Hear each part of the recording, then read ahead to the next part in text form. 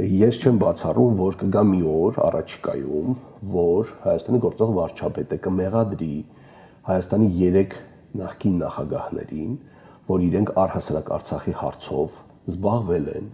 ակտիվացրել են եւ այդքան զոհեր եւ պատերազմներ են եղել, հետեւաբար նրանք պետք է իրավական պատասխանատվության ենթարկվեն, որովհետեւ երբ որ ինքը ասում է Լևոն Տեր-Պետրոսյանը ագրեսոր էր, Լևոն Տեր-Պետրոսյանի ժամանակահատվածում Ռոբերտ Քոչարյանը Ղարաբաղն էր պահում, Սերժ Սարգսյանը Ղարաբաղն էր պահում, մեր բազմաթիվ պատվարժան զինվորներ, գեներալներ, գնդապետներ եւ այլն, այդ մարդիկ պայքարում են, որ Ղարաբաղում տեղի չունենա ցեղասպանություն։ Իսկ ինքը ասում է, ինչ իրավունք ունի Հայաստանի զինվորը Հայաստանի միջազգայինորեն ճանաչված տարածքից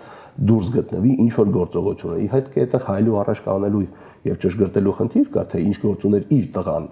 այսինքն մենք իհարկե չենք մտնում իր բանավեճի մեջ, հա, բայց երբ որ դու սկսում ես ինչ որ մեկին մեղադրանքներ ներկայացնել, նախ պետք է հասկանաս արդյոք զինանոցը բավարար գործիքներ ունի։ Մյուս կողմից, եթե նա հրճակում է Լևոն Տեր-Պետրոսյանին, հետագայում նաև Սերժ Սարգսյանին, Ռոբերտ Քոչարյանին ագրեսորներ, այսինքն ագրեսոր պետության ղեկավարներ, իրավական առումով դա կարող է եւ անհետևանք չմնալ։ Այսինքն վաղը չեմիսօր Ալիևը կասի, եթե դուք կարծում եք, որ ձեր նախագահները ագրեսոր են, եկեք միջազգային դատարան ստեղծենք ագրեսորներին պատժելու, նկատմամբ սա ամենևին ֆանտաստիկայի ժանրից չի, որովհետև ինչ գործ ունի ազգային անվտանգության ծառայության պետը Բաքվում, ինչ խնդիրներ լուծում։